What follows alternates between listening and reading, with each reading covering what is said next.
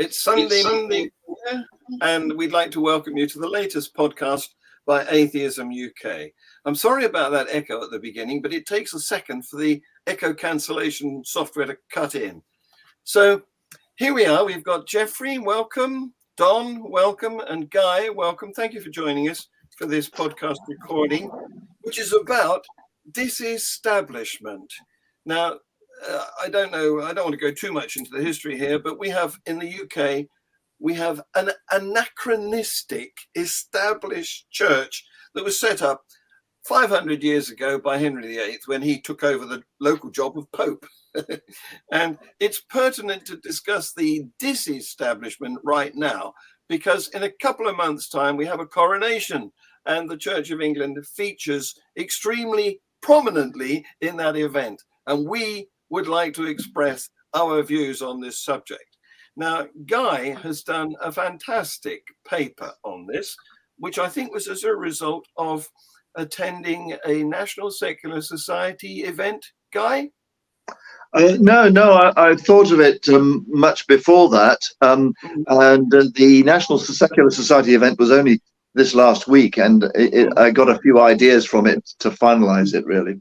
Uh-huh. And I think what prompted it was when the Archbishop said he'd sooner see the church disestablished than get into and then see the Anglican Communion split over gay marriage. Yes. I think that was one of those "I didn't know the microphone was on" moments. I think that's a difficult one for us, because we don't want to encourage people to go and marry in church. We're atheists.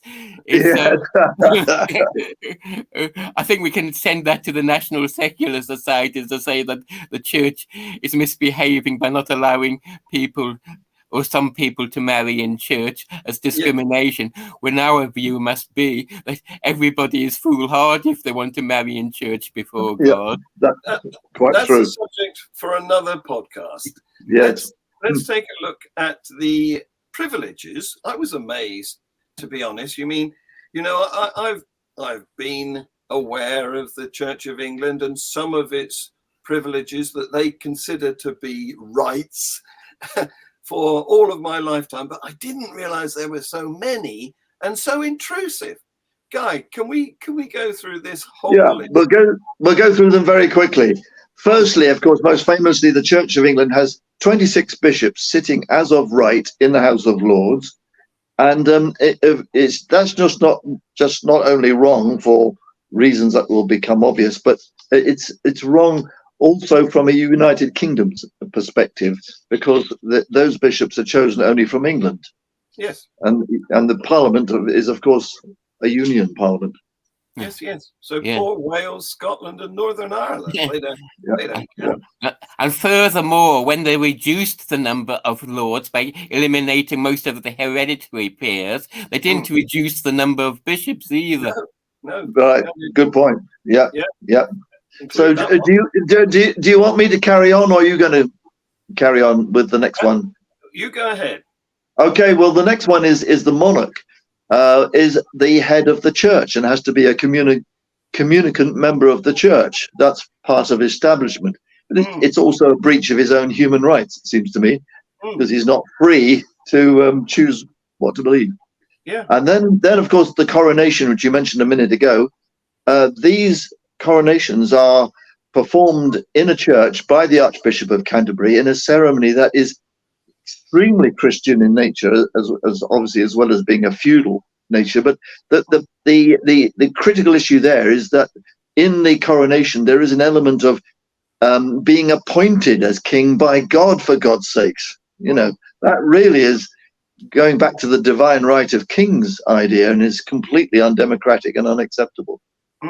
Then we move on to local education authorities, which each have a standing advisory council on religious education, and they advise state schools mainly on religious education. The Church of England has a powerful and privileged place. They have 25% of the votes, even though they don't represent 25% of the people. Yeah, and both you and Don are members of SACRAES, aren't you?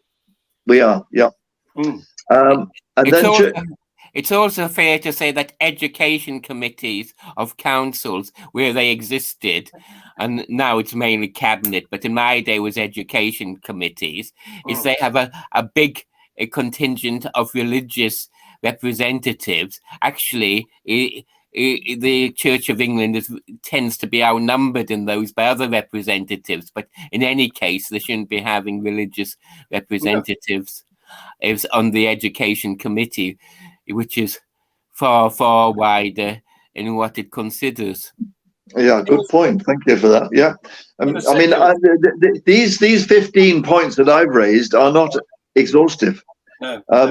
In a secular state, a faith wouldn't be allowed within arm's length of a school. Well, that's an interesting debate we need to have, actually.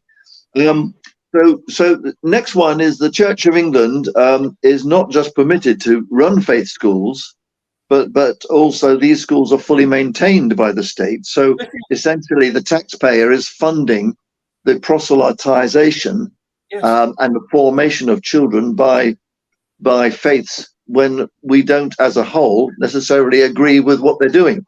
Yes, I object. My taxes are being used to indoctrinate our children. Exactly. Yeah. And I mean, of course, it's not only the Church of England, but other churches and denominations and faiths also. And the spread of faith schools is such that in some areas, non-Christian or non-faith parents have little choice other than to send their children to a local faith school. I would also say that most of the troubles in Northern Ireland originated from the separation of denominations in schools. So the Protestants never met Catholics, and Catholics never met Protestants, and certainly they didn't associate with each other, which was the main cause, I think, of the continuing fight and disputes and problems between those two, and which ended in violence between the two communities there. So it's a vivid example within the United Kingdom of the damage which denominational schools can do. Sectarianism is not a good idea. Yeah, I mean, yeah. So the next one is the Church of England, along with other religious and other non-religious bodies, are charities, and they receive state funding as a result of the gift aid process from the UK taxpayer. Now, that's fair enough for activities that benefit the public, like running food banks or relieving poverty or something like that. But they also have it for their own proselytization and internal sort of rituals. We're funding rituals. That's crazy. Moving on to I make the point. I've already made that point. So, and then we move on to public remembrance and ceremonies. Things like Remembrance Day are led by bishops and faith leaders, when actually they are essentially secular state public ceremonies that should not be led, in my opinion, by such people. And that's as a result of the establishment of the church that happens. Yes, it is very non-spectacle. In Bristol, we have recently achieved representation of humanists on the Remembrance Day, but they speak only briefly with the other minority faith leaders. And then when that's over, it goes into a full-blown Church of England service. That's right. Yeah. And in Manchester, we've been sidelined altogether. Yeah. So moving on, the church is embedded in many of our leading colleges.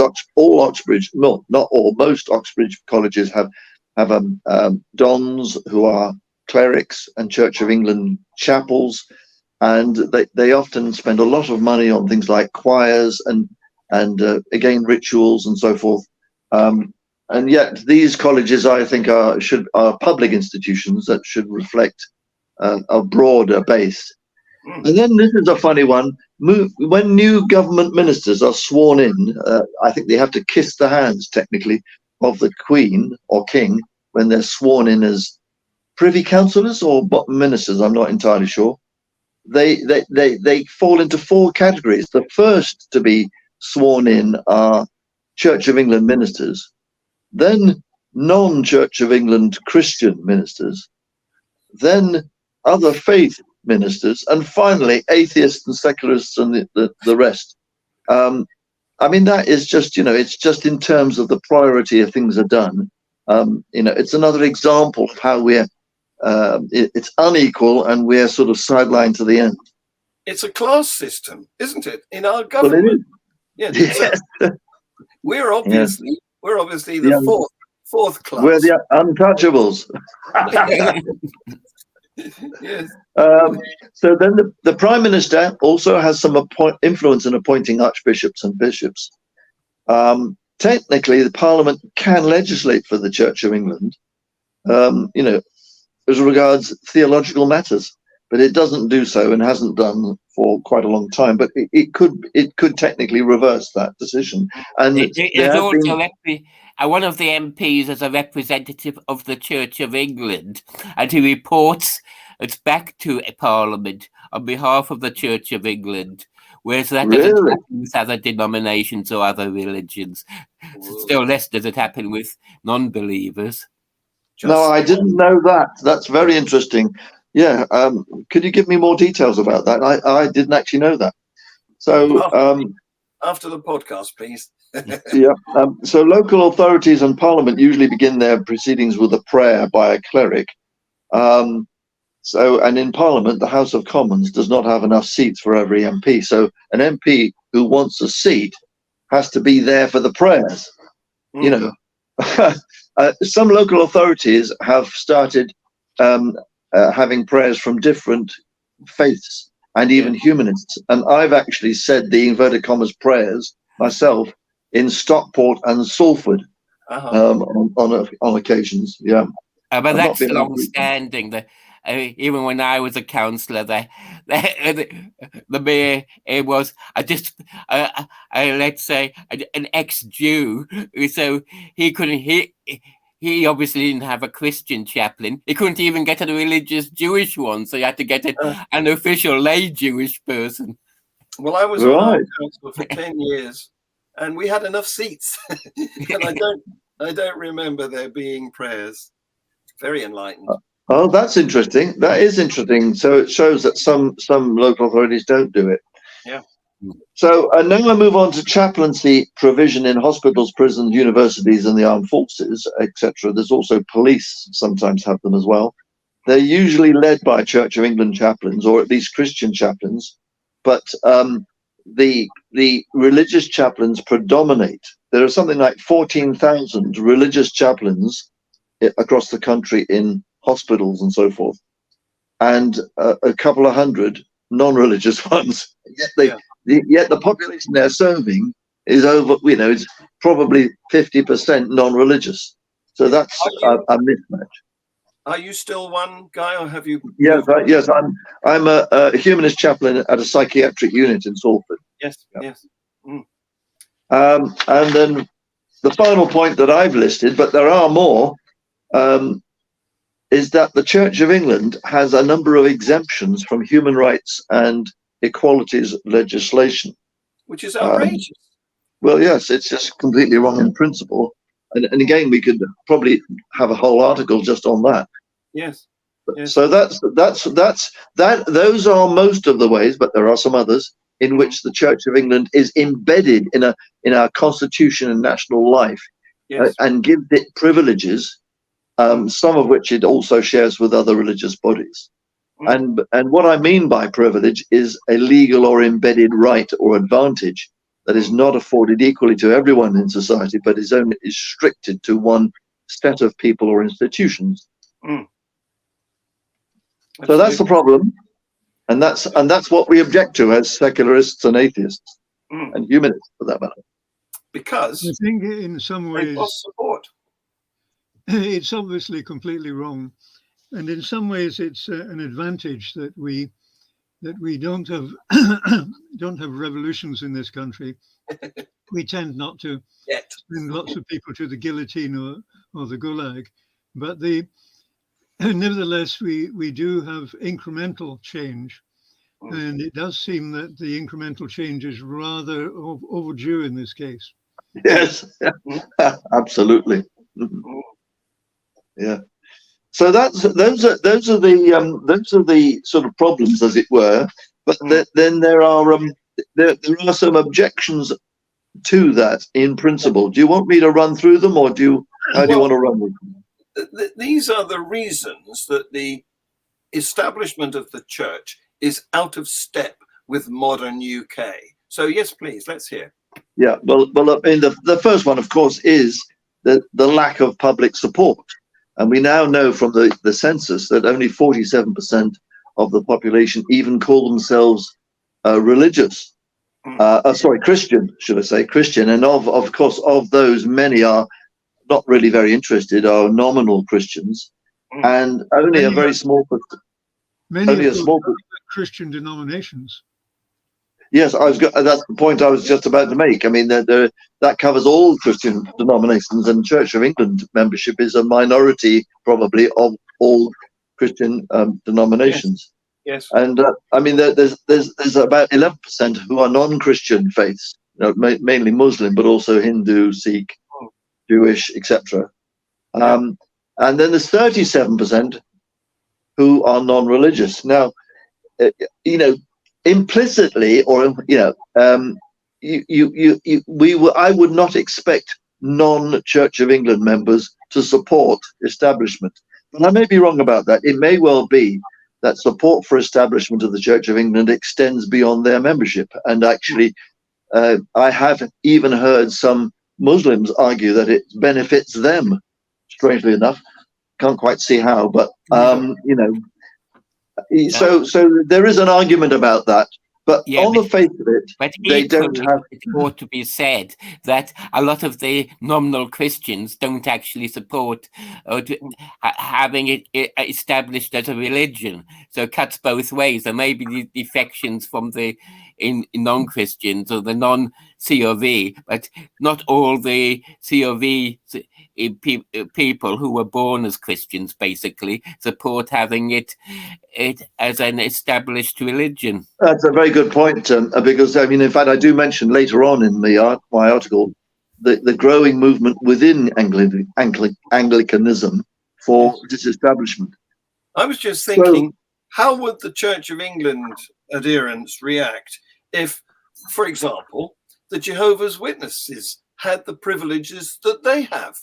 Yes, that's a very good point. Yeah.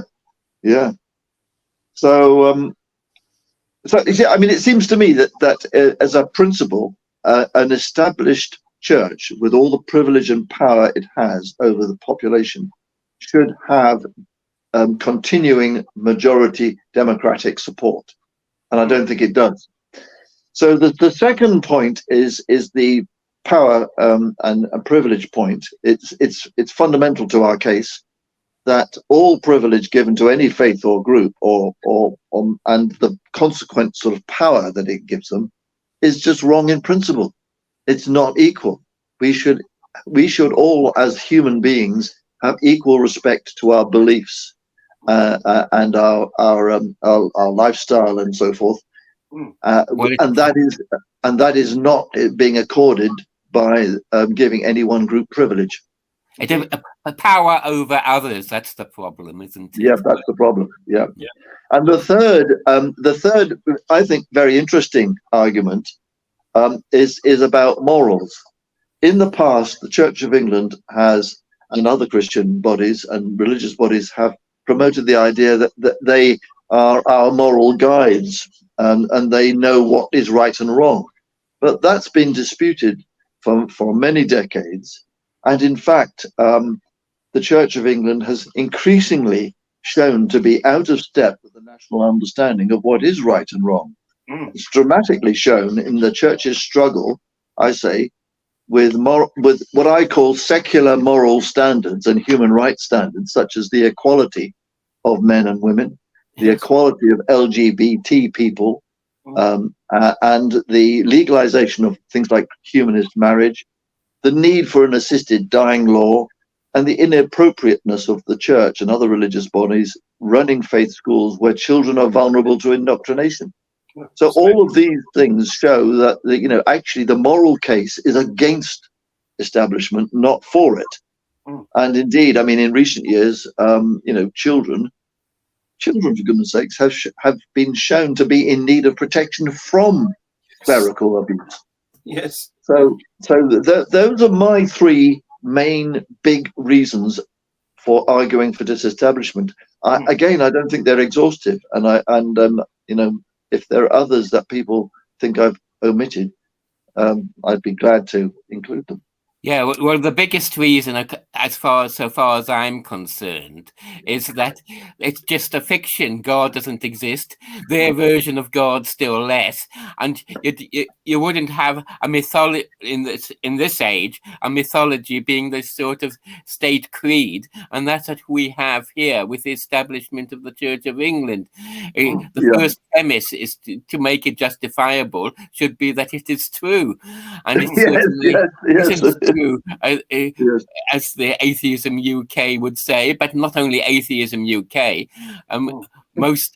very few people, even amongst Christians, would dogmatically say that their version of religion, the COV version, is actually the truth. And if it's not the full truth, they shouldn't be at the center of state belief. Yeah. Well, I think that's I think we should recognize that in making any case, the equality of choice of belief is a very strong one and potentially commands a majority. I think we should also, on a totally separate arena, be making an effort to promote the fact that religion is simply not true. Yes. But I don't think it needs to be tied to this particular advocacy, because you find a much bigger volume of support based on giving everyone an equal place. Yes. Yeah. I think that's right. And I mean, I realized that actually I did make that point that Jeffrey has just made about it's not true in an earlier draft, but I omitted it in the current draft for some reason, and I'm not quite sure why that got left out. Yeah. I think it's another podcast we're lining up there, because there are laws against selling physical snake oil, but those laws don't extend to conceptual snake oil for some reason. Yes, and then this links up with fact checking, isn't it? Really. Yes. We are living a sort of a mythology, and it's not good to base your whole national life on something that is unproven at the best. Yeah, and indeed, this idea of disestablishment it seems to be gathering speed in the Anglican Church, as your last note indicates. Dr. Jonathan Chaplin, Martin Percy, who are calling for disestablishment from within the church. So but there've always been some Christian priests who have favoured disestablishment. I doubt whether the majority would want to surrender their privileges. So basically, it is up to us as non-believers to try and engineer this disestablishment to reflect the non-belief if in any particular religion of the majority of the country. So far as I'm concerned, the Church of England should be able to do what they want as a private body, hold what beliefs they want, but it should be as a private body, not as the state-sponsored religion. Yes, they should have the same rights as a model railway society. Yeah. Yes, and so they should not have exemptions. Oh, did we miss out exemptions? No, we didn't. They should not have exemptions, and things like gay conversion therapy. That's a psychological abuse, and that needs to be abolished. Whoever might do it, whether it's some extreme Jehovah's Witnesses or Mormon or something, or a allegedly mainstream church like the Church of England. Absolutely. So, guys, what can we do about it? Well, in the short term, I think we can join Sandy Toksvig and sign her petition. Take a look at this, and then I'll get back to you and ask you if you disagree with that. Writer and broadcaster Sandy Toksvig has launched a petition to remove the bishops appointed to the House of Lords. See this video. Behind me, the Houses of Parliament. There are only 2 countries in the world where representatives of the state religion automatically get a seat in the legislature. They are the UK and Iran, a curious and indeed uncomfortable club of 2 to belong to. 26 bishops from the Church of England, selected by the Church, sit as a matter of right in the House of Lords. Not bishops from Scotland, Wales, or Northern Ireland, not leaders of our many other beliefs, Muslims, Catholics, all other Christian faiths, Hindus, Jews, Sikh, Humanists, Buddhists, and so on. None of them have an automatic right. Just Church of England bishops. These bishops can vote on every law that is passed, and indeed 9 of them turned up to vote in 2013 on the Act of Parliament which introduced same-sex marriage. They all voted against, including the present Archbishop of Canterbury.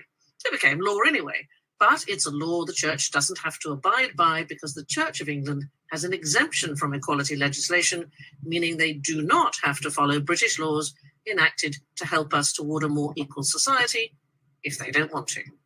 Most recently, a new bishop has been appointed to Blackburn. He has publicly announced that he will not ordain women as priests, will not take the sacrament from a woman priest, or even from a man who has been ordained by a woman. This misogyny is entirely legal, and his predecessor sat in the House of Lords. I am practically standing in the shadow of the medieval Lambeth Palace, home to the leader of the Church of England.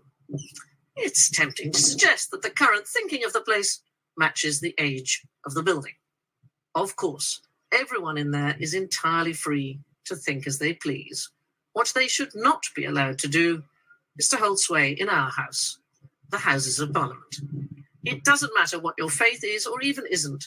It's discriminatory and it has to stop. I have today launched a petition to remove the bishops from our legislature, which you can sign here. Iran and the UK. Time to make that a club of 1.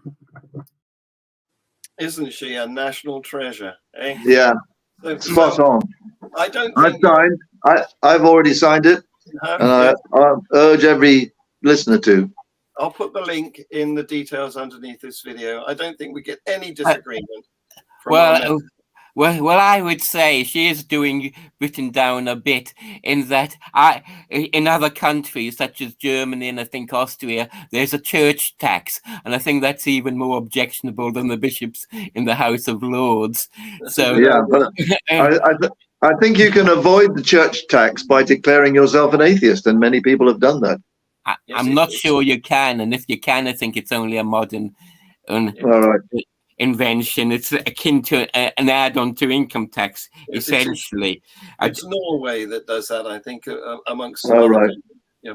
Anyway, guys, so, I mean, John, the other thing people can do is join AtheismUK, or indeed National Secular Society, or any other organisation like HumanistsUK that supports, disestablishment. Cooperation, that's the way forward. More power to our elbow. United we stand. Yeah, that's far more important. Say bye-bye. Cheers.